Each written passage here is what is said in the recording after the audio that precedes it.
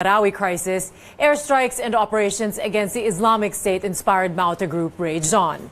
You're seeing and hearing mortar and sniper fires. This video given to CNN Philippines was taken just this afternoon.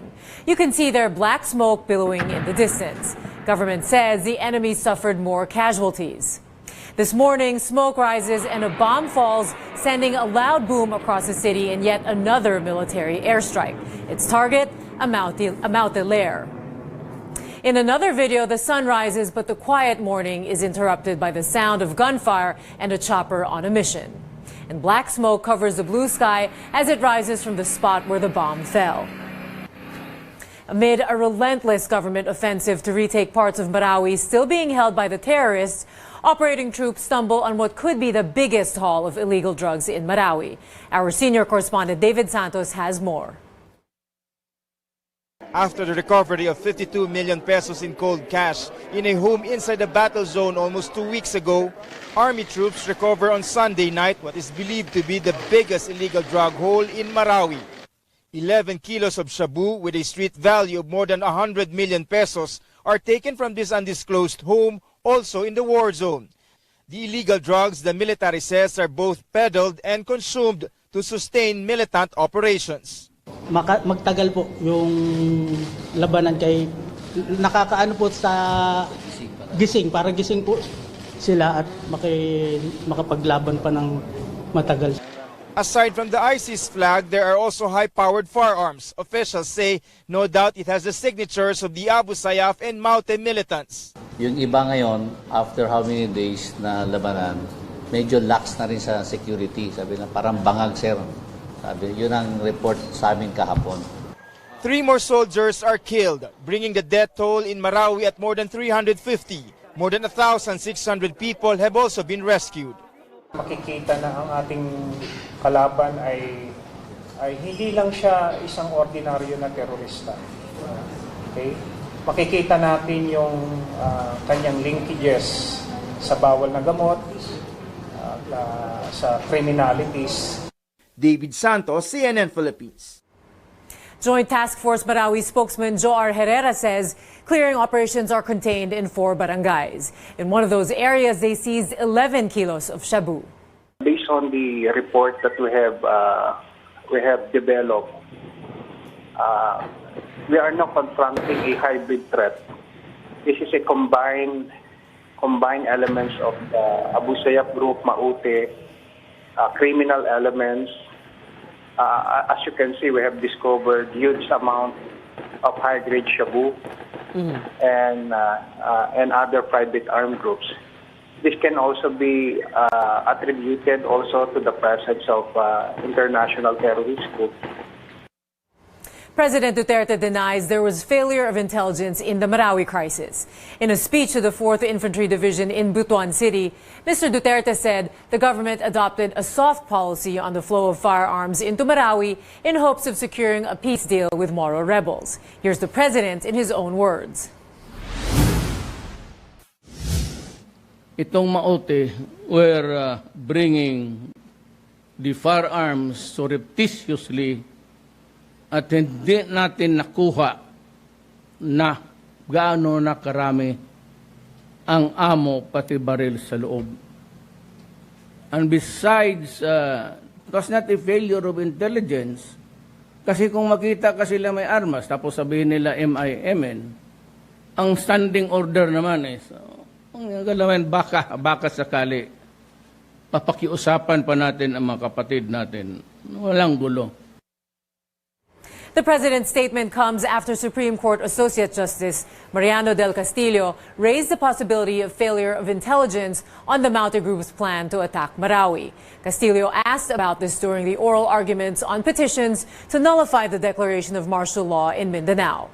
President Duterte also said martial law will continue until he's satisfied that, quote, not a single shot will be fired ever again, unquote. Malacanang and the armed forces are again assuring the public martial rule in Mindanao won't repeat the abuses during the Marcos regime. Our senior correspondent Ina Andalong has this report. It's an assurance that's been given since the start of martial law in Mindanao. There will be no abuses. The AFP will always guarantee the safety of each citizen who are doing the right things. Malacanang and the military are stressing this again after President Duterte talked about a possible repeat of former President Ferdinand Marcos's martial law. The president then was responding to queries on what he will do if the Supreme Court rules that his martial law declaration has no basis. He said he'll pull out troops, but if the problem in Marawi worsens, he may declare martial law again, possibly, he says, a copycat of Marcos's. This again raises fears of human rights abuses, similar to what many experienced during the Marcos regime. Malacanang, however, stresses that's not what the president meant. It does not include at all references any human rights abuse. The president was talking about the length and breadth and the depth of the efforts. AFP spokesman Restituto Padilla shares the same analysis, but he has another interpretation. It may have been said in jest. You know, the nature of the question and answer that transpired in Butuan was of an extent that nagkakabiruan na eh. The Supreme Court will decide on the legality of President Duterte's martial law by July 5th, though President Duterte said he will withdraw troops from Marawi if the High Court rejects it. The AFP doesn't see this as a likely scenario. It would be foolhardy to stop the fight because the martial law was lifted. So there's a threat to public safety. Tuloy pa rin po. As far as the AFP is concerned, military offensives should continue with or without martial law. But it admits hunting down terrorists without it will be much more difficult. Ina Andolong, CNN Philippines. Here are some top stories from around the world. British Prime Minister Theresa May chaired an emergency response meeting today after a van drove into a crowd of people near a London mosque. One man is dead, although it's unclear if this was a direct result of the attack. At least 8 others are wounded, 2 seriously. All the victims were from the Muslim community. Police have arrested a 48-year-old man on suspicion of attempted murder. Today we come together as we have done before to condemn this act and to state once again that hatred and evil of this kind will never succeed. Still in London, at least 79 people are presumed dead following the fire that tore through the 24-story Grenfell Tower last week. Police say only 5 victims have been formally identified so far. They say the search and recovery operation is proceeding as quickly as possible, but may take, quote, many weeks. Police explain one reason identification has been so difficult is because dental records are needed from victims who hailed from different countries. One of those missing is Filipina Ligaya Moore. The Philippine Embassy in London says Moore's family has been informed. And a raging wildfire kills at least 61 people in central Portugal. Dozens more were injured in what Portuguese officials describe as the greatest wildfire tragedy in recent years. Authorities expect the death toll to rise. Some of the victims were burned to death in their cars as they tried to escape the flames. As the firefight in Marawi rages on, this soldier bursts into tears after reading a letter of gratitude from a stranger. Also ahead, government officials want public utility vehicles to be modern, safer, and environment-friendly soon. Details next here on CNN Philippines Newsroom.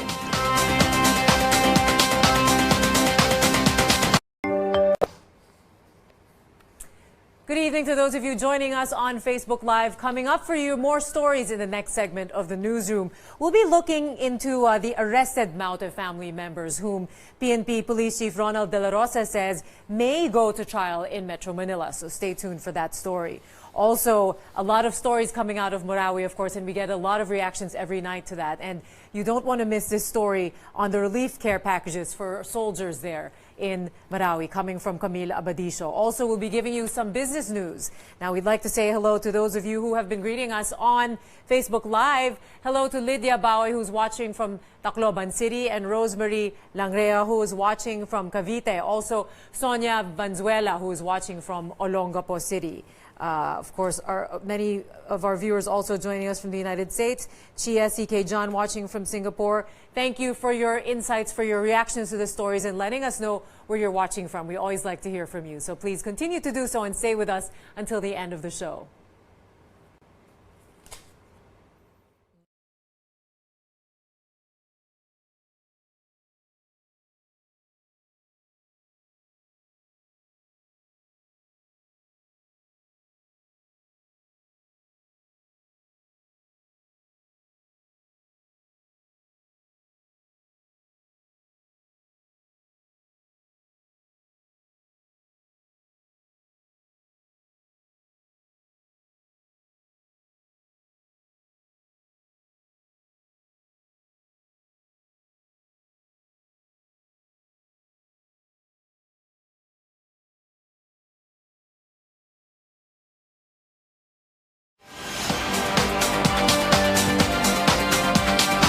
You're back in the newsroom on CNN Philippines. Arrested Maute family members could go to trial in Metro Manila.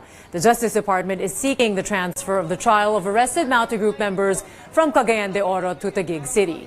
It's awaiting the Supreme Court's decision. But there are concerns the terror group might appear in Metro Manila to rescue members of the Maute family detained in Camp Bagong Diwa. The police and military, however, allay fears of attacks in the capital by the Maute Group. Mas marami silang mga kadugo at mga kamag-anak na nandun sa Mindanao. Pag dito sa Metro Manila, medyo hirap silang kumuha ng suporta. At malakas yung ating presensya ng security forces dito sa National Capital Region. Well, there's a possibility of one or two making it through, but being able to do something in the scale of Marawi, we don't think so. There couldn't be anything like that. The Supreme Court will likely discuss in tomorrow's en banc session the Justice Department's motion to transfer the trial of suspects in the Marawi crisis to Manila. A soldier's life in the battlefield is one of uncertainty, to say the least. But today, the hardships of government troops are eased somehow by letters of encouragement from strangers grateful for their sacrifices and concerned for their safety. Camille Abadisho has that story.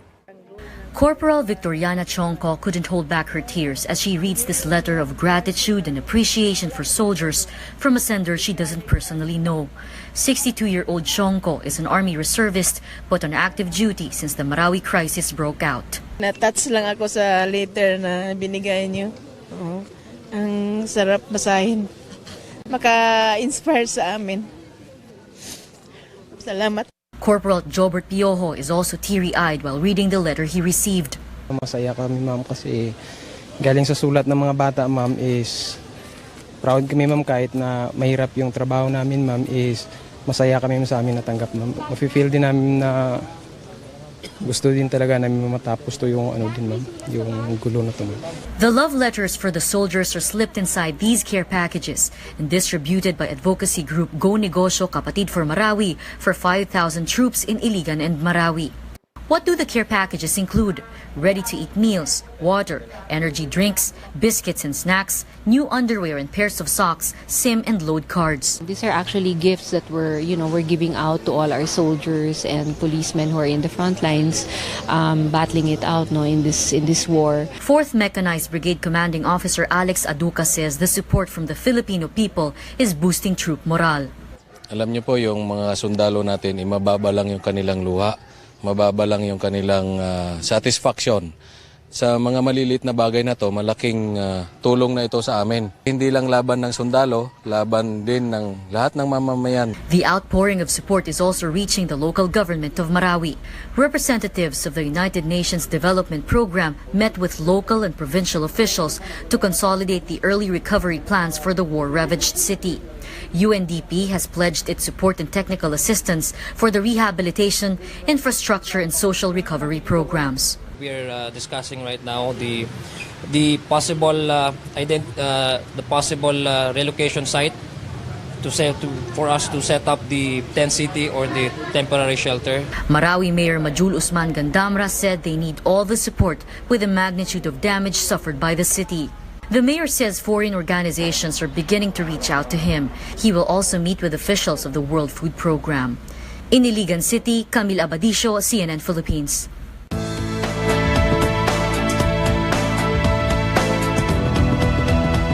Metro Pacific Investments Corporation has broken ground for the new Cavite-Laguna Expressway.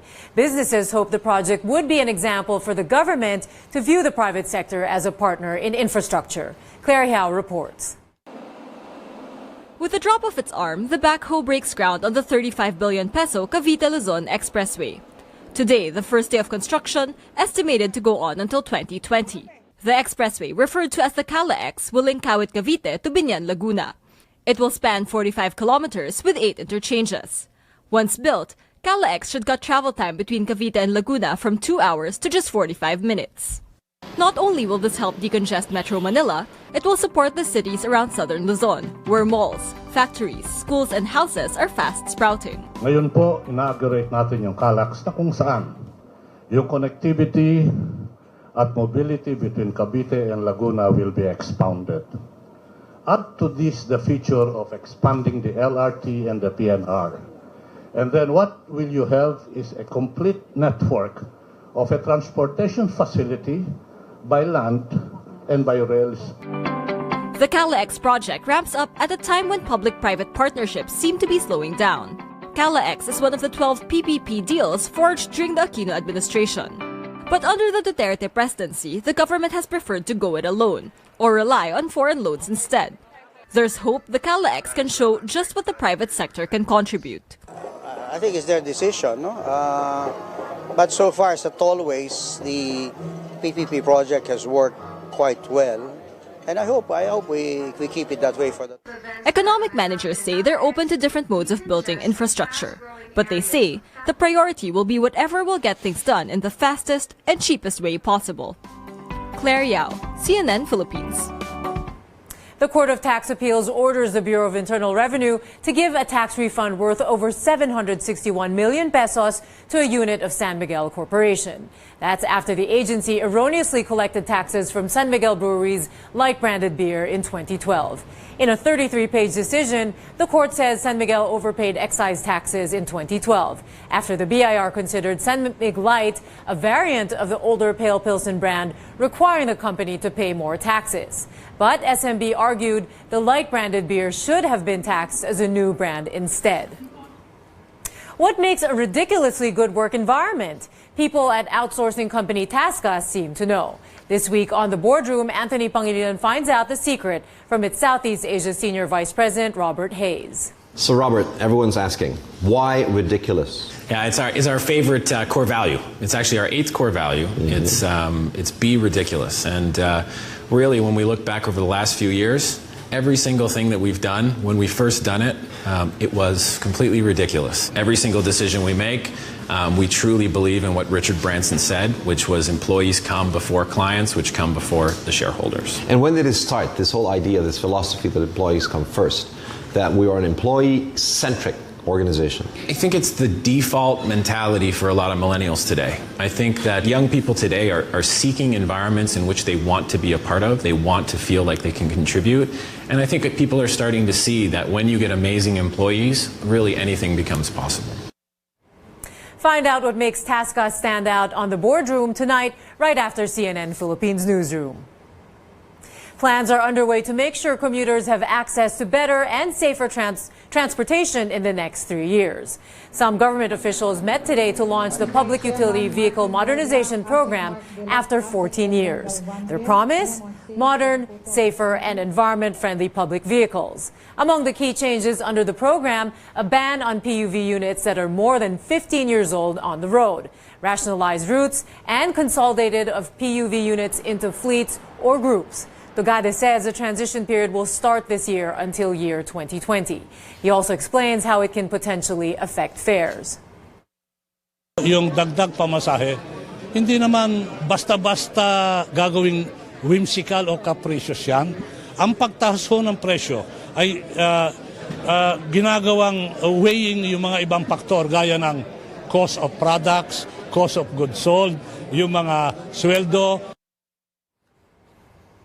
Tugade adds the government will offer financial assistance to PUV operators, which may help ease the need for a major hike in fares. American DJ duo The Chainsmokers is pulling its Filipino fans closer with the news they broke on Twitter today. And another foreign act, British singer and former One Directioner Harry Styles is making his fans go crazy over his concert here next year. CNN Philippines Newsroom will be right back.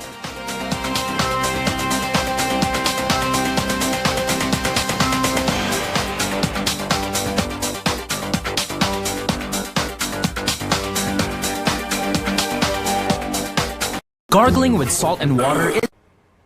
Good evening once again to those of you joining us on Facebook Live. Do stay with us because we have more stories for you for the final segment of Newsroom. Now, let's see what people are saying on Facebook Live. Yon Messina asks, when is this war going to end? What is going to happen to those who are displaced, especially the children who are affected the most? Will there be economic instability in the country? These are but a few questions which come out from our minds as the war continues. Indeed, it's what many people are thinking about. Tom Guillermo is watching from the Kingdom of Saudi Arabia. Phil San, Auditor Angkor, watches us from Paris. Toton Yeo is watching from Saudi Arabia.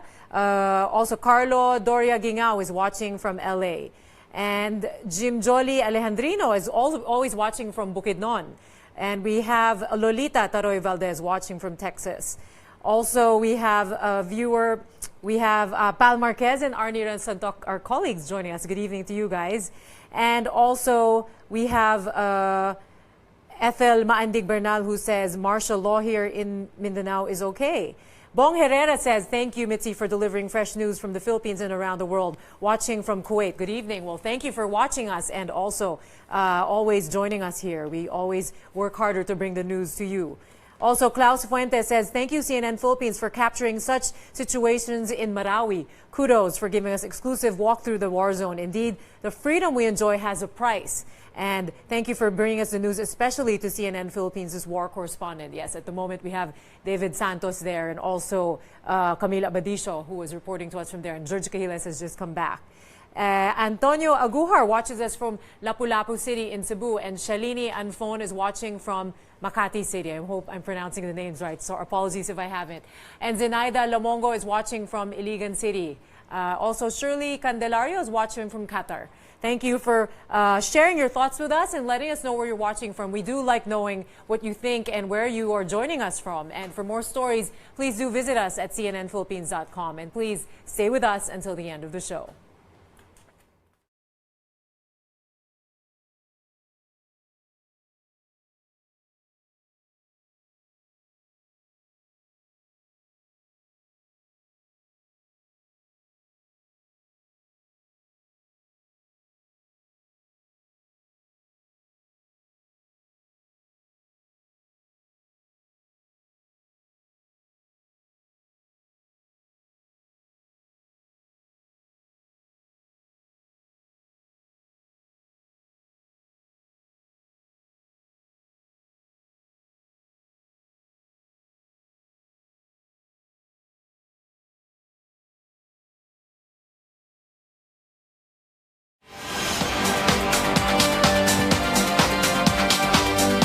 Welcome back. This Pride Month, we put the spotlight on entrepreneur and trans woman Angelina Meade King and her wife, model TV host Joey Meade King. I talked to the celebrity couple about their new documentary series, which they hope will encourage more acceptance and understanding of the LGBT community. It's the first time you're coming out publicly to really talk about your lives and on a reality show. What's it been like? It is real because it's our life, but it's not a reality show. I mean, it's more of like, I guess, a documentary. Because, you know, when you say reality show, it's got that connotation where it's fake and, you know, fabricated. And we didn't fabricate anything in the show. It's what we do on a normal basis. So when this came along, voicing how we feel, I think we got what we're very happy with, explanation of us and where we are now. There's no bathroom. So when you need a pee break, because you can't go to the bushes and pee anymore. Watch me. I look for a handicapped bathroom most of the time when it's possible. Did you squat or did you stand in the... Did you squat? Potential. Catch the fascinating love story of Angie and Joey Meade King on Profiles Wednesday night at 9:30, only here on CNN Philippines. Fans of former One Directioner Harry Styles snap up tickets for his Manila concert on May 1st next year. Our Nicolette Henson-Hizon has more, plus reactions from social media. Nearly 5 hours after they officially went on sale today, tickets for the Manila concert of British singer Harry Styles are now sold out. That's according to the SM Tickets website. General admission tickets are priced around 1,300 pesos. Gold and platinum tickets cost over 6,800 pesos, while VIP seats have a price tag of as much as 24,000 pesos. This netizen says her worst nightmare came true with these two words. Watch out, Harry. Those who didn't score tickets will stalk you outside the Mall of Asia Arena. But this one seems enthusiastic to be homebound on concert day as part of Team Bahay. This Twitter user looks forward to celebrating her birthday at the concert. Another netizen congratulates those who scored tickets. It's like winning the lottery. The hashtag Harry Styles Manila was the top trending topic on Twitter Philippines. A little reminder from SM Tickets for those who got their claim vouchers. Physical tickets will be released a month before the concert, April 1, 2018. Stay in the loop with this story by visiting our website at cnnphilippines.com and follow us on social media at CNN Philippines. We'd love to hear from you. I'm Nicolette Henson. He's on. American DJ duo The Chainsmokers is coming back to the country. The group made the announcement on Twitter saying, quote, "We are back, baby Manila." The concert happens on September 13th at the Mall of Asia Arena. Tickets will go on sale June 28th. The Chainsmokers is known for electronic dance music hits like Don't Let Me Down, Roses, and Closer. And that's a newsroom for you this evening. I'm Mitzi Borromeo. Thank you for watching. Good night.